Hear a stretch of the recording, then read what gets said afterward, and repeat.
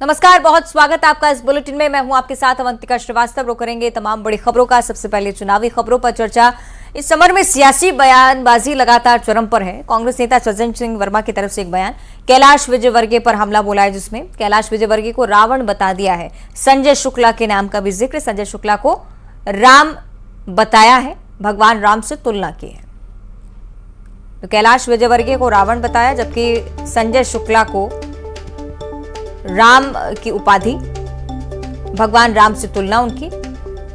इंदौर में संबोधित कर रहे थे कांग्रेस नेता सज्जन सिंह वर्मा। संबोधन के दौरान ये बात कही।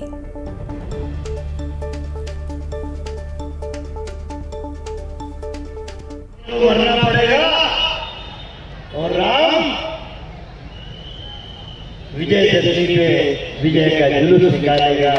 उसका नाम है संजय शुक्ला। कैलाश बाबू तो मिलते महान नेता होते, अभी बड़ी बड़ी बात करके गए कि बाणगंगा में ऐसा कर दूंगा, 1 नंबर को ऐसा बना दूंगा। अरे 2 नंबर का मजदूर वहीं पड़ा यार, उसका बच्चा सरकारी स्कूल में भी नहीं पढ़ पा रहा है। तेरे बच्चे इंग्लैंड में पढ़ के आए दोस्त, 1 नंबर की जनता समझ रही है। यहाँ राजनेता नहीं चाहिए, यहाँ चाहिए जन सेवक। इंदौर एक से कांग्रेस प्रत्याशी संजय शुक्ला, जिनकी तरफ से भी एक और बड़ा बयान, कहा है कि लड़ाई जनता के बेटे और बदमाश के बीच है। खुले मन से संजय शुक्ला ने कहा कि जितने भी गुंडे बदमाश लेकर आ जाओ, चुनाव जीत नहीं पाओगे। करना चाहता हूं, बाकी मैं तो सिर्फ एक ही निवेदन करना चाहूंगा, क्योंकि ये लड़ाई एक बेटे की है और एक नेता की है। ये लड़ाई एक गुंडे बदमाशों की है और बेटे की है। क्योंकि आपने देखा हो, एक तरफ चंदे की है और एक घर से लगाता हूं।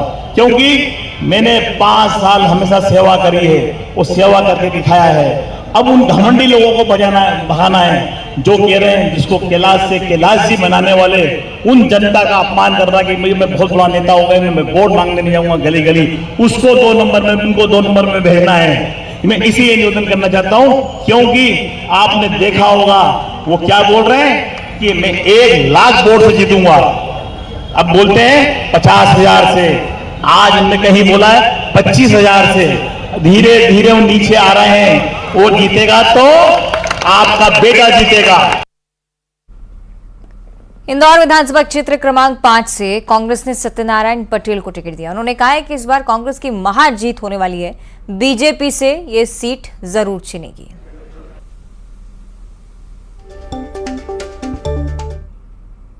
कांग्रेस के राष्ट्रीय महासचिव सत्यनारायण पटेल जी हमारे साथ मौजूद हैं। पार्टी ने एक बार फिर से इन पर भरोसा जताया और विधानसभा क्षेत्र 5 से इन्हें मैदान में उतारा है।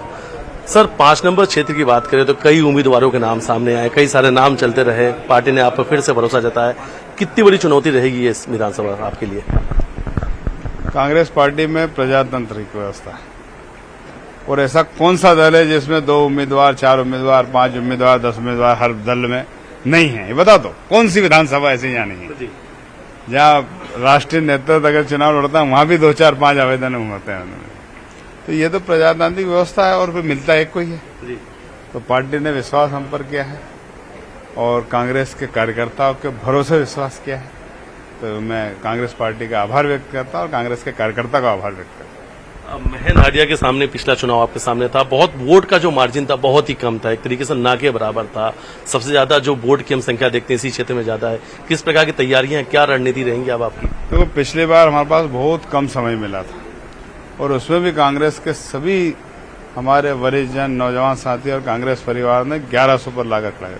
अगर 4 दिन 5 दिन और होते तो हम 11,000 से चुनाव जीते, ये स्थिति रहती। लेकिन समय कम था, और इस बार कांग्रेस पार्टी ने और हमने पिछले 5 साल से संघर्ष किया।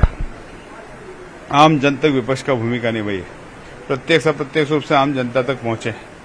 तो इस बार हम भारतीय जनता पार्टी से सीट छीनकर कांग्रेस की झोली में देंगे, ये हमारा पूरा प्रयास है। हार का अंतर तो काफी कम था, इस बार जीत का अंतर क्या कुछ बड़ा रहने वाला है, क्या लगता है? जीत का अंतर कांग्रेस के कार्यकर्ता, यहाँ के समाज सेवी लोग और 5 नंबर के मतदाता वो फैसला करेंगे। और इस बार उन्होंने तय कर लिया है कि सबसे हाईएस्ट मतों से चुनाव 5 नंबर विधानसभा कांग्रेस के पक्ष में जीतेगी। इंदौर विधानसभाओं की अगर बात की जाए तो दिग्गज नेता हैं बीजेपी राष्ट्रीय महासचिव कैलाश विजयवर्गीय, वो भी चुनावी मैदान में है। ऐसा कहा जा रहा है कि कई सारी सीटों में उनका प्रभाव भी पड़ेगा।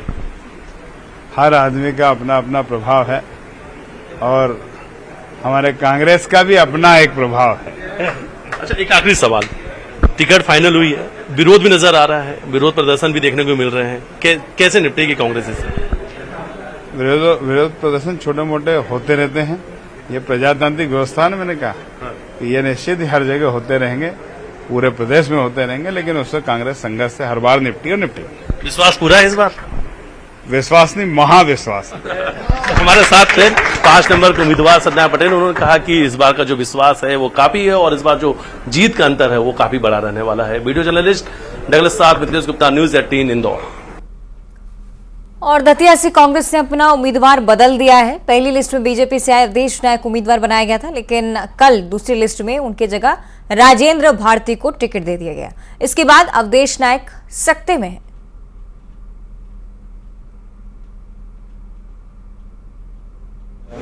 परिस्थितियां कुछ ऐसी रही होंगी। मेरे साथ जो वादा हुआ था उसको तो माननीय कमलनाथ जी ने पूरा किया, उनने मुझे टिकट दिया। अब कुछ परिस्थिति ऐसी रही होगी जिसमें ये बदलाव हुआ है, तो इसकी समीक्षा करेंगे, जानकारी लेंगे कि क्यों ऐसा हुआ। क्या मतलब क्या अब निर्णय रहेगा? आप जो निर्णय पार्टी ने लिया है आप उसके साथ हैं कि गलत मूव है ये मानते हैं आप? देखिए, ये तो सब हमारे समर्थक कार्यकर्ता तय करेंगे और उनका ये अधिकार है, क्योंकि आज मैं यहाँ पर हूँ। विषम परिस्थितियों में उन्होंने लगातार मेरा साथ दिया और पिछले साल भर से तो परिश्रम की पराकाष्ठा सारे कार्यकर्ता बंधु कर रहे थे, समर्थक कर रहे थे। कल भी हम लोगों ने बड़ा कार्यक्रम किया, टिकट मिलने से बड़ा उत्साह था। भारतीय जनता पार्टी की इस विधानसभा क्षेत्र में हार निश्चित थी। अब कार्यकर्ता जैसा तय करेंगे वैसा। और कांग्रेस की दूसरी लिस्ट आने के बाद विरोध शुरू हो चुका है। जावरा से हिम्मत श्रीमाल को टिकट देने का कार्यकर्ताओं ने विरोध किया। सर्वे में नाम नहीं होने के बावजूद टिकट थमा दिया गया, ये कांग्रेस के कार्यकर्ता ही कह रहे थे। बुरहानपुर सीट पर ठाकुर सुरेंद्र सिंह को प्रत्याशी घोषित किए जाने के बाद कांग्रेस में खला है। पार्टी के अल्पसंख्यक मोर्चा और कार्यकर्ता सहित अन्य नेताओं ने प्रत्याशी सुरेंद्र सिंह का विरोध किया है। अल्पसंख्यक को टिकट नहीं मिलने से नाराज कांग्रेसियों ने रातों रात सुरेंद्र सिंह का पुतला फूंक दिया। पूर्व विधायक ने हाईकमान से प्रत्याशी को बदलने की अपील तक कर डाली।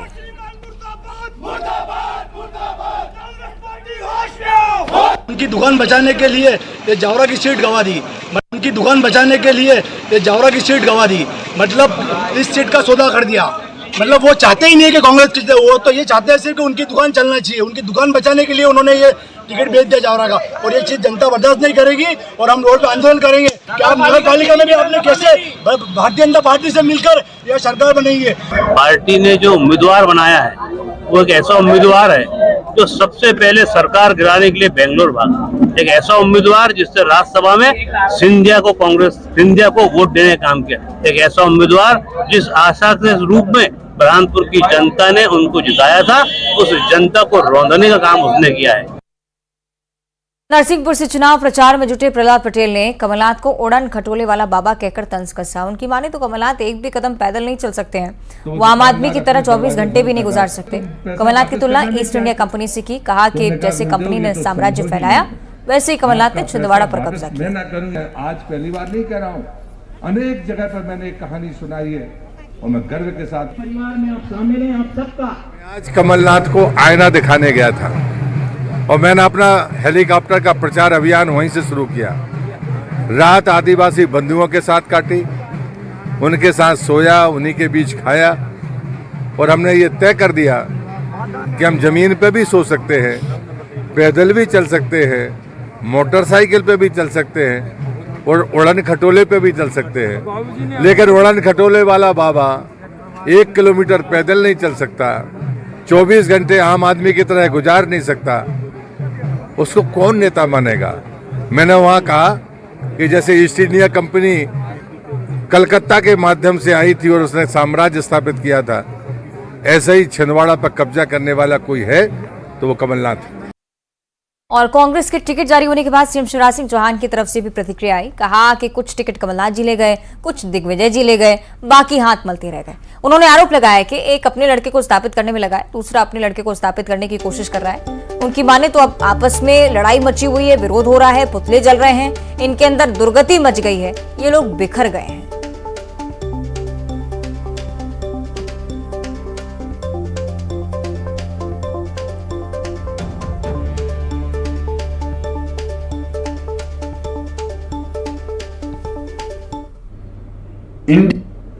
कांग्रेस की भी कल सूची जारी हुई।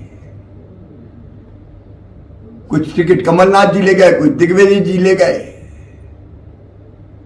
बाकी हाथ मलते रह गए। अब आपस में लड़ाई मची हुई है,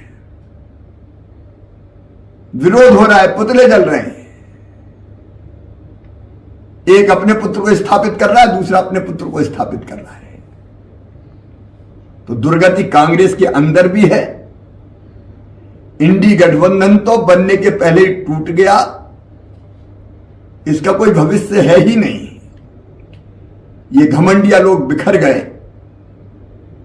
और ऐसे नजारे सामने आ रहे हैं कि लोग देख के आश्चर्य कर रहे हैं ये गठबंधन कैसा है। और इस बीच दिल्ली से एक बड़ी जानकारी, वन नेशन वन इलेक्शन से जुड़ी हुई एक खबर। 25 अक्टूबर को समिति की अगली बैठक होने वाली है। पूर्व राष्ट्रपति रामनाथ कोविंद की अध्यक्षता में बैठक होगी। बड़ी जानकारी, वन नेशन वन इलेक्शन से जुड़ी हुई एक ऐसी समिति जो कि इस पूरे विषय को लेकर गंभीरता से चर्चा करने के लिए गठित की गई। पहले एक बैठक हुई, सुझावों को लेकर बातचीत की जा रही थी और अब 25 अक्टूबर को समिति की अगली बैठक बुलाई जा रही है। पूर्व राष्ट्रपति रामनाथ कोविंद अध्यक्षता इस बैठक की करेंगे क्योंकि दल की अध्यक्षता भी उन्हीं के हाथों सौंपी गई। निर्णय क्या निकलता है ये देखने वाली बात होगी। अब से ठीक 5 दिन बाद यानी कि 25 अक्टूबर पूर्व राष्ट्रपति रामनाथ कोविंद बैठक की अध्यक्षता करते हुए आपको नजर आएंगे। वन नेशन वन इलेक्शन, इसी मुद्दे को लेकर समिति का गठन, जो कि ये निर्णय और निष्कर्ष केंद्र सरकार को सौंपेगी कि अगर वन नेशन वन इलेक्शन लागू होता है तो क्या कुछ बदलाव पूरे देश में देखने को मिल सकते हैं, क्या ऐसा करना ठीक होगा, ये समझना इस समिति का काम है। सहयोगी विनीत हमारे साथ लाइव जुड़ रहे हैं, उनका हम रुख कर लेते हैं। विनीत, अभी तक क्या कुछ हलचल इस पूरी कमेटी को लेकर? ये बताया जा रहा है कि बैठक भी होनी है। जी निश्चित तौर पर अवंतिका, मैं आपको बताना चाहूंगा कि वन नेशन वन इलेक्शन को लेकर के जो सरकार ने कमेटी बनाई थी, जिसके अध्यक्ष जो हैं वो पूर्व राष्ट्रपति रामनाथ कोविंद हैं, उनकी अध्यक्षता में अब दूसरी जो बैठक होगी वो 25 अक्टूबर को होगी और इसमें भी रायशुमारी की जाएगी कि आखिरकार वह जो वन नेशन वन इलेक्शन का जो कॉन्सेप्ट है वो कितना वायबल है और इसको लेकर के कंसर्न जो लोग हैं उनके साथ बैठक की जाएगी। एक बड़ी बात यहां पर मैं आपको बताना चाहूंगा कि पिछली बैठक में विधि आयोग के साथ भी रायशुमारी की गई थी, उन्हें भी बैठक में बुलाया गया था। तो जो विभिन्न चर्चाएं की जा रही है वो चर्चा की जाएगी कि आखिरकार यह वन नेशन वन इलेक्शन जो है उसको लेकर के क्या कुछ किया जा सकता है। ठीक है, आपको रोक रही हूं यहाँ पर, लेकिन बहुत महत्वपूर्ण जानकारी यही है कि कहीं ना कहीं इस बैठक को लेकर हलचल अब तेज होने वाली है। इस बीच सूरजपुर से एक बड़ी जानकारी पहले दर्शकों तक पहुंचा दे। तेज रफ्तार कार बेकाबू होकर पलट गई है। चंदनपुर हाईवे के पास की घटना। हादसे में कार सवार एक महिला समेत 3 लोग बुरी तरह से घायल हो गए हैं। सभी घायलों को जिला अस्पताल में भर्ती करवाना पड़ा। ये देखिए तस्वीरें इस हादसे की आपकी टीवी स्क्रीन पर। कार में सवार सभी लोग अंबिकापुर से बैकुंठपुर जा रहे थे, तभी गाड़ी बेकाबू होकर सड़क पर पलट गई। हादसे की तस्वीरों को आप देखिए, सहज ही समझ सकेंगे कि हादसा कितना खतरनाक रहा होगा। इजराइल की बात कर लेते हैं। 3 ओर से अपने दुश्मनों से टकराने के लिए तैयार है। 2 मोर्चों पर जंग शुरू हो गई है। तीसरे मोर्चे पर हूतियों ने भी जंग का आगाज कर दिया है, लेकिन इजराइल अपने हौसलों के साथ डटा है और इन सबके पीछे उसे अमेरिका से ताकत मिल रही है। अमेरिका से स्मार्ट बमों की खेप इजराइल पहुंच चुकी है। अब दावा यह किया जा रहा है कि इन बमों से गाजा पर हमले का काउंटडाउन शुरू हो चुका है।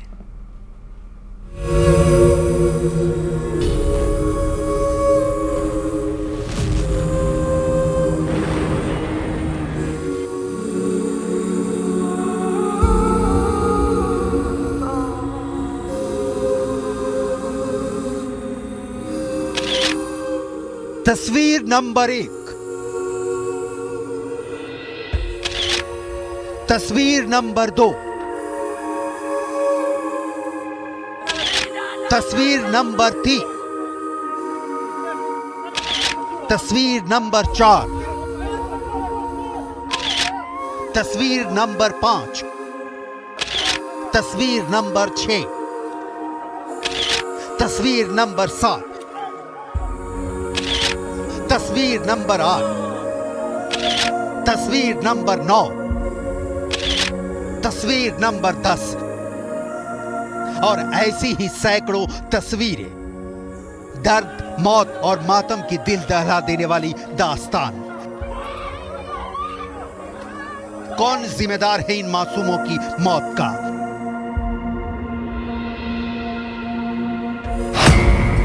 हमास, हिजबुल्लाह, ईरान, सीरिया, मिस्र, तुर्की, इजराइल, अमेरिका या कोई नहीं या सभी? कौन जवाब देगा? इस बीच गाजा पट्टी में मौत नाच रही है। हमास के आतंकियों की जान का दुश्मन इजराइल एक एक इंच गाजा पट्टी को जला देने पर तुला है और इस काम में अमेरिका चट्टान की तरह इजराइल के साथ खड़ा है। बाइडेन से बोले नेतन्याहू कि रात तो रात, दिन तो दिन, और बोले कुछ नहीं तो कुछ नहीं, ना दिन ना रात।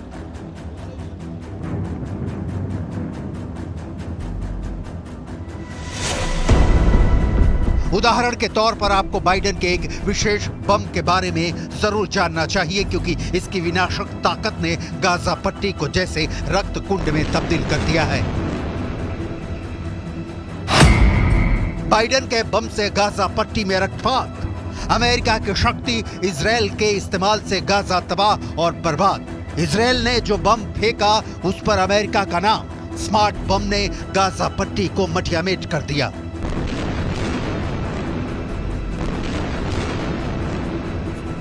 कहानी सीधी और बिल्कुल साफ है कि गाजा की तबाही वाले हथियार कहीं और से नहीं बल्कि बेन्यामिन नेतन्याहू को बाइडेन से मिल रहे हैं। अमेरिका किसी भी अगले पल अगर युद्ध में जमीन पर कूद जाए तो आश्चर्य वाली कोई बात नहीं होगी। बाइडेन की वाणी तेल अवीव में इजराइल के लिए और हमास के खिलाफ आप सुन चुके हैं। Israel, as they respond to these attacks, it seems to me that have to continue to ensure that you have what you need to defend yourselves. I was deeply saddened and outraged by the explosion at the hospital in Gaza yesterday. And based on what I've seen, it appears as though it was done by the other team, not you. They're committed evils that and atrocities that make ISIS look somewhat more rational. ये बहुत clear है कि अरब देश चाहे जितनी शक्ति जुटा ले, एक होकर भी इजराइल को हरा नहीं पाएंगे, क्योंकि सुपर पावर अमेरिका उसके साथ है। लिहाजा अमेरिका से हथियारों की सप्लाई जारी है। अमेरिका के खास बम ने गाजा की गलियों में कोहराम मचा दिया है। हमास के अंतिम आतंकी के जिंदा रहने तक या शायद उससे भी आगे चलने वाले इस युद्ध में अमेरिका खुलकर इजराइल के साथ यानी ईरान के खिलाफ खड़ा है। एयरक्राफ्ट कैरियर जेराल्ड फोर्ड के साथ, एयरक्राफ्ट कैरियर आइजनहावर के साथ, और अब जो रिपोर्ट आई है कि इजराइल हमास के खिलाफ अमेरिका वाले स्मार्ट बम का इस्तेमाल कर रहा है।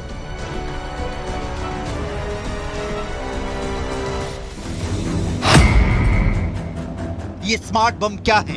इससे किस लेवल पर नुकसान पहुंचाया जा सकता है? अमेरिका इजराइल को अब तक कितने स्मार्ट बम सप्लाई कर चुका है? बाइडेन के स्मार्ट बम ने गाजा में अब तक कितनों को मारा? और ये क्या सच भी है या नहीं कि इजराइल के पास अमेरिका वाले स्मार्ट बम हैं भी या नहीं? इन सवालों के जवाब से क्लियर हो जाएगा कि ईरान मानेगा नहीं और अमेरिका छोड़ेगा नहीं। मतलब ईरान की इजराइल वॉर में किसी भी वक्त एंट्री हो सकती है और अमेरिका पहले से ही जंग के मैदान में कूदने के लिए तैयार खड़ा है। गाजा को तबाह करने में अमेरिका को घंटे भर का वक्त भी नहीं लगेगा, लेकिन ईरान कूदा तो इजराइल को हफ्ते ही नहीं, महीने ही नहीं, अंजाम परमाणु बम में भी हो सकता है। लेकिन इसकी डिटेल आगे।